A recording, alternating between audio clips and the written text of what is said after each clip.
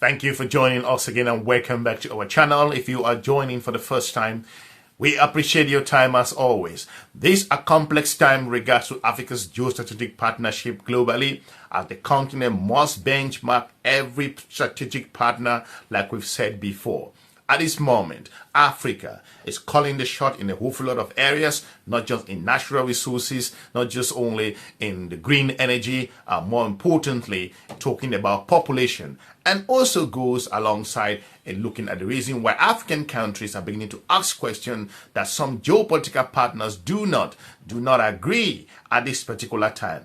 Goes back to centuries ago. The continent of Africa was considered a raw material resource rich zone, and these were areas where to be exploited, but the continent of African nationals and citizens are beginning to wake up at this particular time. The events across the region gives you a perspective on the reason why Africa is not going to be lying low regards to the current challenges that it faces, considering the high unemployment rate in some countries, and again, considering that the incredible graduates coming out across universities and institutions across the continent of Africa. No continent at this moment will sit, or no country in the continent of Africa takes it low, because they are observing and benchmarking other countries that are expanding and growing, and with the information superhighway at the moment, African nations are not going to be engaging partners that do not provide them the strategic benefits that they are looking for. Why are we talking about this? I'm talking about this because it comes at a time when one of Africa's geopolitical partners, talking about the country of France,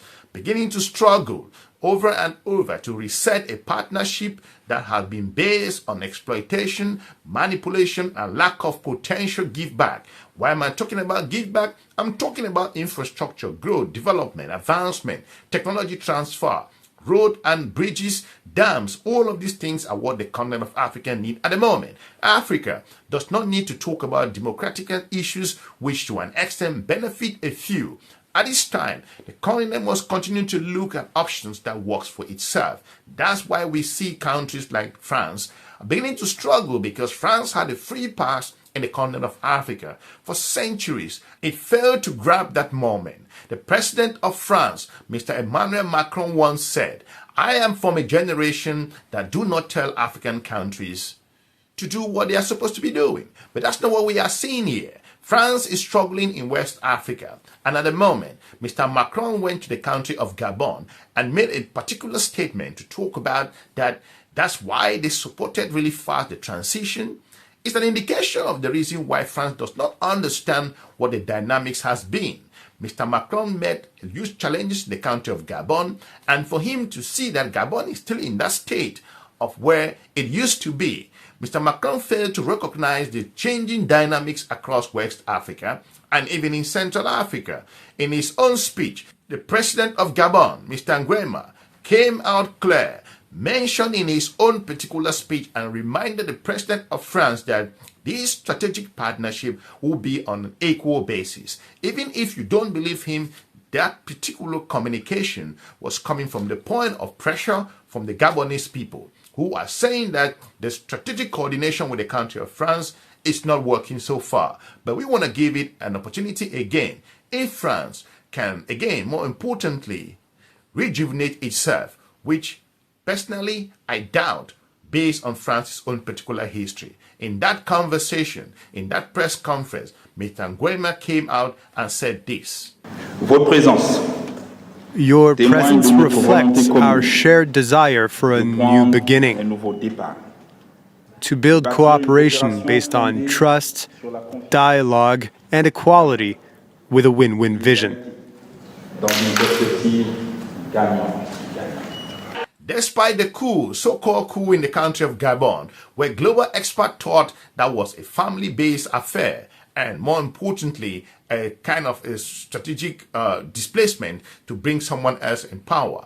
Despite that, we're going to give it the benefit of doubt to see why Gabon, not just facing challenges considering its abundant wealth and natural resources, which should be transferred to its own people. More importantly, this pressure is coming from the geopolitical standpoint on the region, how Central Africa continue to reflect on the difficulties. We've seen Chad. Chad has said the strategic partnership with the country of France It's not working. And at the moment, we are diversifying the strategic collaboration with the country of Russia, China, and a whole lot of other partners that you may not agree with in the European Union. In that context, Mr. Macron is listening to what African nations are saying because France-Afrique has been the worst blunder that African countries found themselves in a partnership that never delivers in a whole lot of areas. In that context, the president of France came out and recognized that the landscape has changed. And then he said this. August 30th, 2023 was a turning point in Gabon's political history, and you have ushered in a new era based on renewal, inclusiveness, and plurality of opinion, values that our two countries deeply share. That is why France has supported the transition from the very beginning. Make no mistake, the continent of Africa's own perspective has changed. They are viewing other regions like Burkina Faso, Mali, and Niger, who continue to look at the country of France as a system that put them in a particular position for centuries. Former leaders of this country, whether it's Alpha Condé or Mohamed Bazoum, were so cozy with regards to the France-Afrique engagement.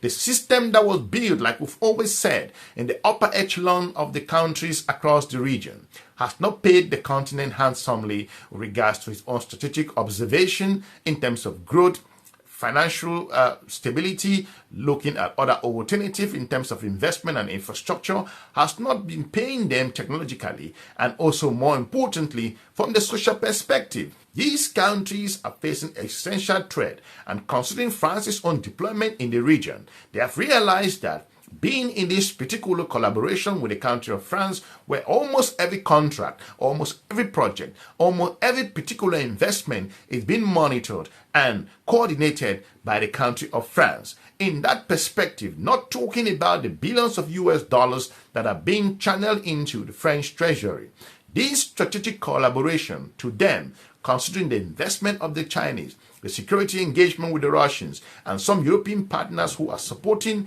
whether it's from the strategic objective coming from the United Nations, these countries are beginning to be free and they are making some very important decisions in their own particular right. The country of France has gotten the message, and at the moment, these nations know that they can, to an extent, go it alone.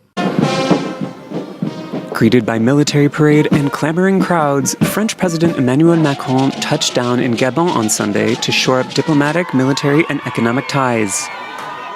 Unlike several countries in the Sahel which have scaled back or severed their relationships with France in the past several years, Gabon's government has maintained them. Despite the coup that pushed previous head of state Ali Bongo out of power in 2023, the current president, Brice Oligui Nguema, welcomed his French counterpart. Your presence reflects our shared desire for a new beginning, to build cooperation based on trust, dialogue, and equality with a win-win vision.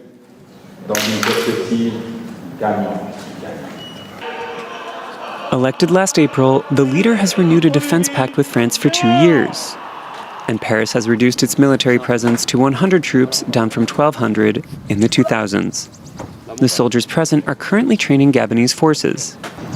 The Élysée wants to ensure its economic interests as well. Gabon is a country rich in hydrocarbons and manganese, elements that are integral to fuel production, as well as timber. On Monday, Macron underlined the importance of the two countries working together.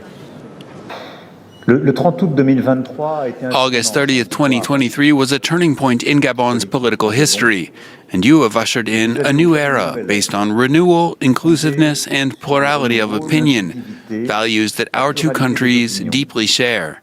That is why France has supported the transition from the very beginning. And helping to improve infrastructure as well, the French Development Agency is involved in the rehabilitation of the Trans-Gabonais, the country's railway line. A renovation plan launched in 2024 plans to replace the 270 of the 648 kilometers of sleepers and rails by 2027. So Mr. Macron's visit to the country of Gabon exemplifies what is coming out from the country of France as humility and understanding and collaboration. These are words that were never heard or echoed from the country of France. It is important for these nations to continue to recognize that things have changed, because if the system was built for the upper echelon, it's not going to be delivering any particular fruit in this particular moment. African nationals and citizens were not paying attention on the events on the ground or what was happening geopolitically. The nations across the region are paying closer attention with regards to geopolitics at the moment, and they are ready to hold their leaders to task, and also ensuring that the investment and strategic engagement with this particular partner that has subjugated them for centuries, it should be exposed. This moment and the embarrassment that Mr. Macron got when he traveled to the country of Gabon,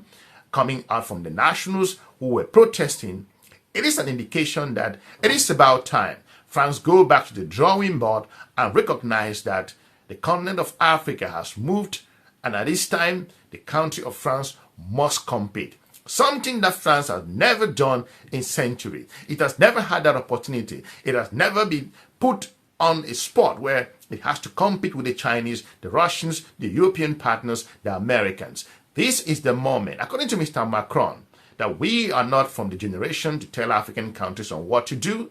I find that really fundamentally a particular strategic statement which is not holding at the moment. As we see events in Central Africa, we see events in a whole lot of other countries. Madagascar was an example of a system that was collapsing. It was a system that wasn't built for the local community. It was a system that was not meant to trickle downwards to those communities. It was a system that was enabling the upper echelon to benefit from the resources of the entire country. Let me know in the comment section what you think in regards to the transformation in the country of France, how France is rehabilitating itself at the moment, and if you think France has anything to offer in the continent of Africa. We are talking about the strategic engagement. We are talking about a foreign policy here. It's not about the French nationals or the French people. It's a French foreign policy in the continent of Africa which has hit a roadblock in Burkina Faso, Mali, Niger, Guinea, in Chad, and a whole lot of other nations. And France cannot afford anymore to lose more countries. But again, even the darling of France, Ivory Coast, are beginning to question the strategic advancement of their collaboration with the country of France. It is about time that these nations wake up and start questioning if the strategic investment and collaboration and advancement, so to point out, is necessary. Investment in research, investment in higher education, investment in a whole lot of other issues that can catapult them to development and growth. For now, I'll be looking forward to meeting you soon in our next episode. Have a good day. Bye-bye.